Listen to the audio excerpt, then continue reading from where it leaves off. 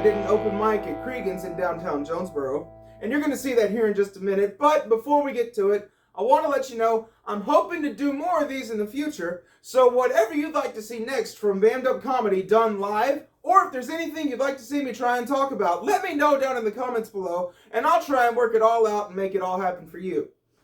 Now, about the open mic, almost nobody showed up. At any given point, there were no more than like 6 or 7 people in there, counting me. So, I added no laugh tracks to this. All you're going to hear are the natural sounds made by myself and the audience. Let me know what you think of it. Let me know what else you want to see. And I hope you enjoy it. And I'll see you again on this channel next week. Bryce. Yep. So if you want to come on out, Bryce, we're going to do a hand to Bryce. Woo! Good evening. How is all, let's see, 1, 2, 3, 4, 5, 6 people? Not counting me? Okay, come here. 7 people. How cool is that? Hey, my YouTube channel gets about that many views a week. Isn't that cool? Yeah. Oh man, I am so sick and tired of getting these phone calls from people asking to see my vehicle's extended warranty.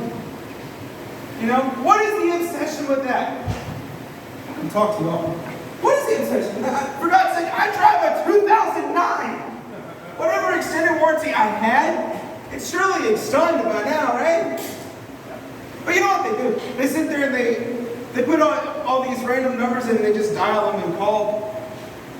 And then they hit you with all their pre-recorded messages and try to scam money out of it. It makes me wonder if they accidentally called each other. What kind of phone conversation is that, you know? Hi, this is Jill with an automotive care group. I was wondering if you had time today to talk about your vehicle's extended warranty. No. But while I've got you on the line, this is Sarah from a motor vehicle concern company. And I would like to speak with you about your vehicle's extended warranty. Hope this causes some kind of malfunction, shuts it down, you know. Once in a while I get a live person. You ever do that? Get a live person? I like to get a live person and have a little bit of fun with them. You know? I got one, and he gets on there, he's like, hello, blah, blah, blah, extended warranty. How are you today? I responded, stupendous! So what if my wife just cheated on me, my dog died, and my parents disowned me? I'm feeling great, nothing can get me down, how are you? They freak out, they're like, I'm okay. Just okay! You gotta be better than okay! And I lose them somewhere in that. I got a live one a while back, and I made the guy mad. I actually made the guy mad. And I don't think it's my fault, because the way I look at it, he started it. He called me. The guy gets on there, he tells me his name, who he's with, and he asked me how it was, and I said, you know what, I want to be straightforward. I'm going to give an open and honest answer. I said, I'm alive.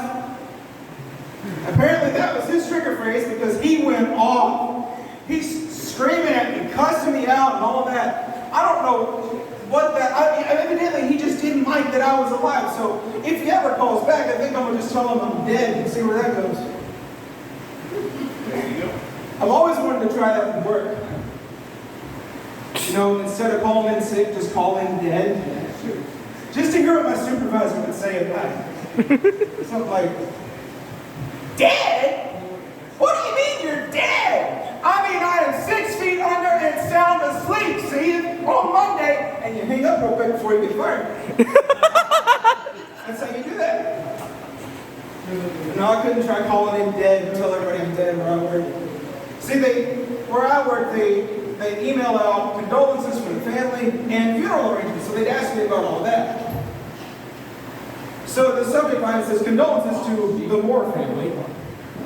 And then it gets to the body of the email and says, we regret to inform you that another one of your co-workers has died. We get these emails like every other week. I'm starting to get concerned.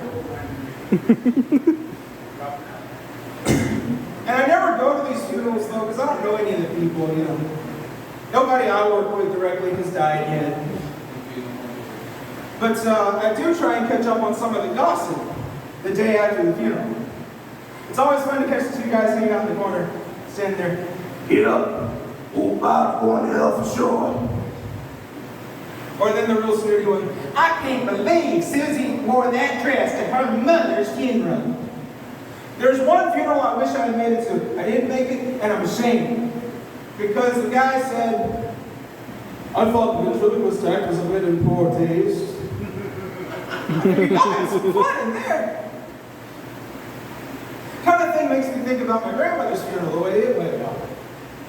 Right, 2015, isn't that right? 2010? Yeah, 2015. That's my mom.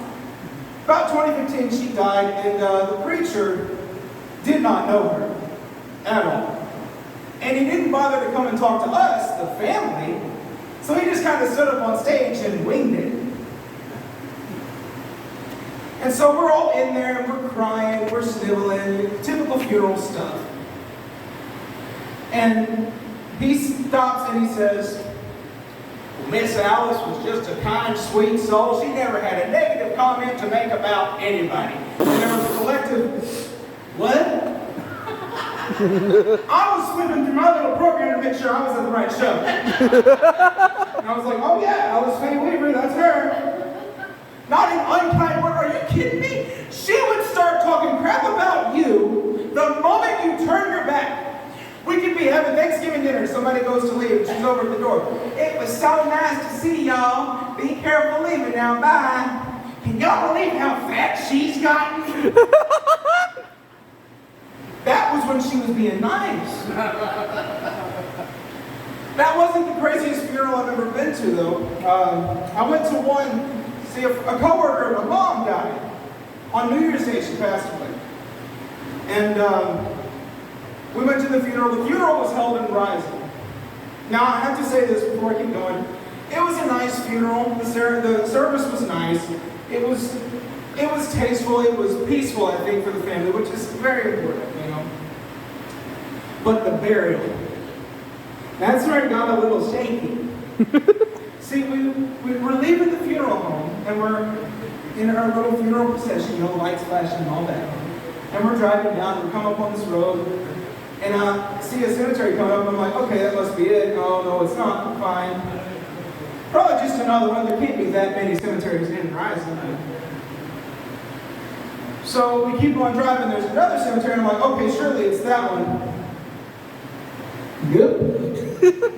I look forward, and the hearse makes a left turn into some woods. And I thought, this is kind of sketchy. And so we're driving down this little dirt road in this wooded area. And I hear my dad up in the driver's seat, and he goes, is that a deer stand? Well, I had to look up to verify. He asked a question, I'm going to provide an answer. And I looked up and I said, no, it is not, in fact, a deer stand. It was 2 deer stands. We were burying this woman at a deer camp. We get over there to where we're actually going to bury her. It's in a little clearing. And we're doing the final part of the service. I noticed out of the corner of my eye, there's a guy in the back. He's dressed all in camouflage, holding a rifle. He's waiting on us to finish so that he can hunt. Somebody call Jeff Foxworthy. He needs to see this. But going through that kind of stuff, it makes you think, you know? I mean, surely they wouldn't do this unless she would want it this way, right? Right? So if it was me, when my day finally comes, what do I want to have happen? And I thought about it, and I said, I don't want to have a sad funeral. I don't want anybody to cry, you know? I want people to show up and talk and share memories and share stories. Maybe tell some of my jokes that they liked, you know? Just whatever. And just kind of hang out and have fun and celebrate my life. And then at the very end, we'll play Rock and Roll All Night by Kiss. And at the very end of the song, there will be a designated person. You'll know who you are. You may be here this evening. Baby, I'm behind the camera. You could be. But the designated person will stop at the end of Rock and Roll All Night, right after we hit that final crash. interrupt the whole service, and say, I don't know what y'all are so upset about. He's right here, and it's just my corpse and some sunglasses. I think that'll liven up the party some. Let's see, nobody else is here, so I think I'm going to just do something else. Band squad, what y'all want to hear? What do you like? Come on, come on. I want to hear the troll under the bridge. Okay. Troll under the bridge. This was my very first open mic at a place called The Joint in Little Rock. This was 3 years ago? 4 years ago? 3 years ago. 3 years ago. We went out to eat in this place in Little Rock. It's a pizza place. It was me and my mom, my brother, and my cousin Tammy. We all go in there, sit down and eat. And my brother tells us that he has to go use the bathroom. Now Morgan has been known to take a relatively long time in the bathroom. Not kidding, I've seen him take food in there before. You know those little personal frozen Tony's pizzas? Pull it out of the oven, stick it on a plate, cut it, go take a dump with it. I swear to God. So,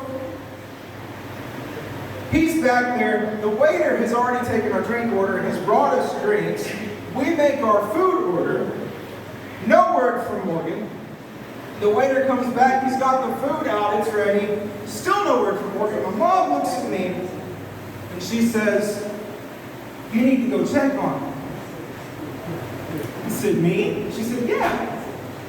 I said, okay, I'll go check on him. So I went to the bathroom and knocked on the stall and said, Morgan? He said, yeah. I said, are you all right? No. Well, what's wrong? I got diarrhea. Okay, hold on. And I went back to report what I learned. And my mom asked me, well, what did you do then? This! And my cousin Tammy said, you're like, you're 18 now. You need to be assessing situations and problem solving. Hey, I'm a rookie. Don't be putting me in the end zone. You got to pull me out about the 20-yard line. And so then my mom says, well, how bad is it? And I said, I don't know. It's obviously pretty bad. He's still in there. You see him here? It's not good enough to come out now, is it? She says, go ask him how bad it is. Fine, I'll go in there. And there's somebody else in there. I don't know about you, but I just cannot knock on a stall door in a bathroom while there are third parties listening. Something about that is just not sanitary. You know what I mean? And so I pretended to wash my hands for a minute.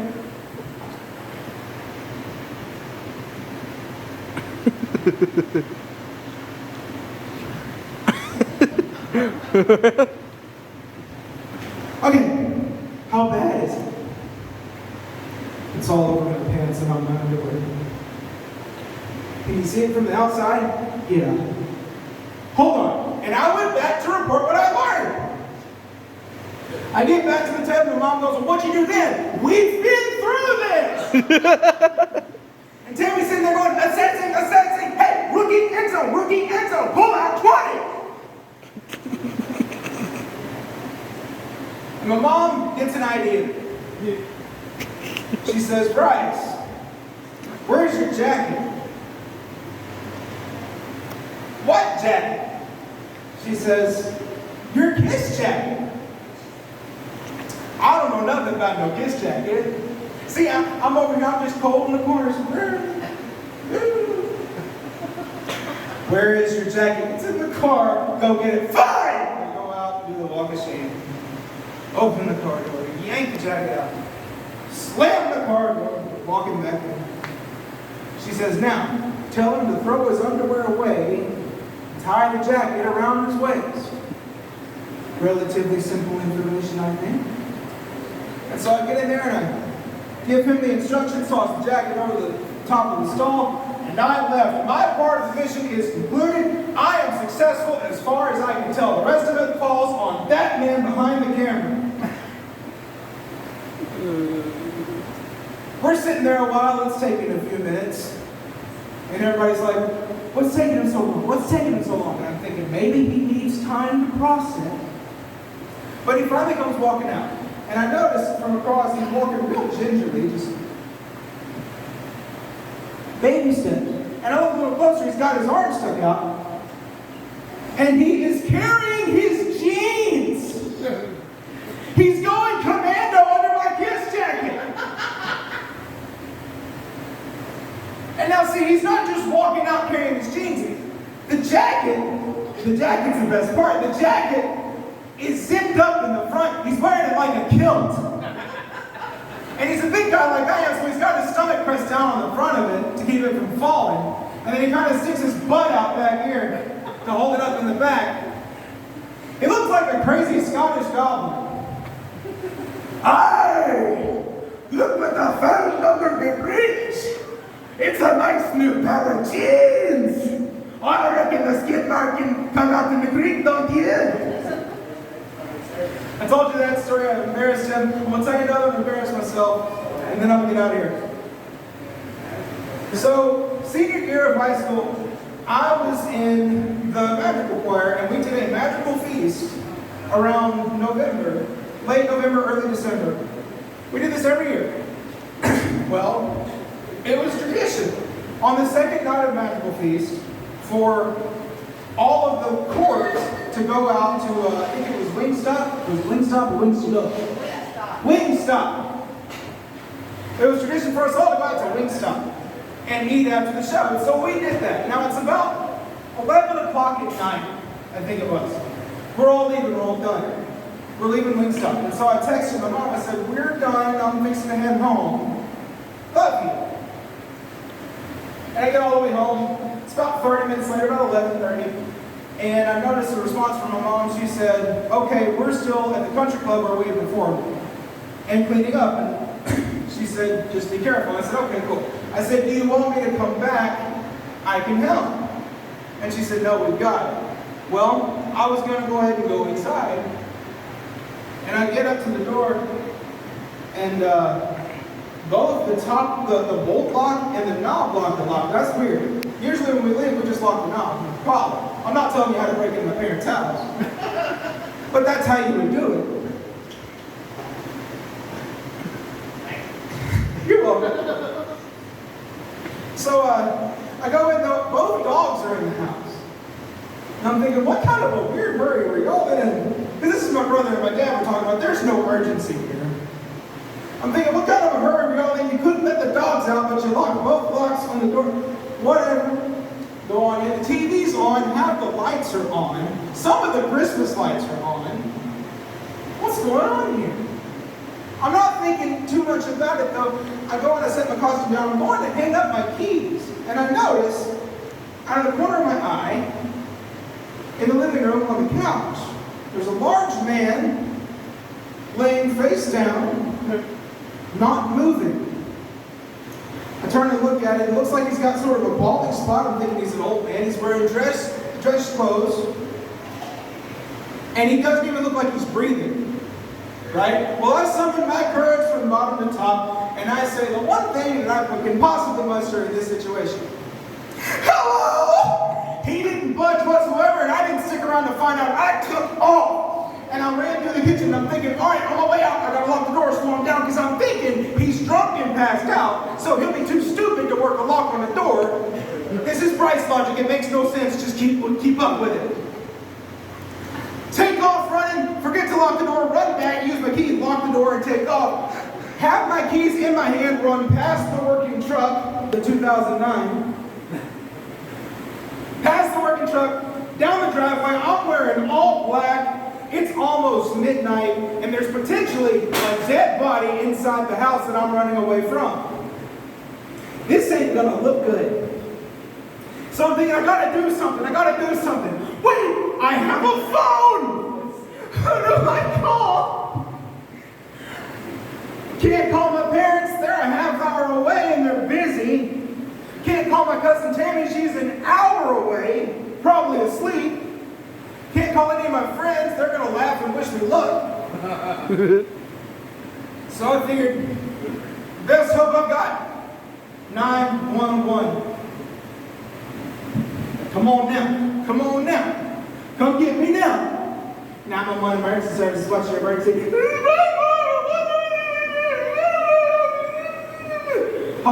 sorry. What did you say your name was? Bryce Moore. And where did you say you were? 123 Lee Street. What? 123 Lee Street. Sir, slow down. So I slowed down. 123 Lee Street.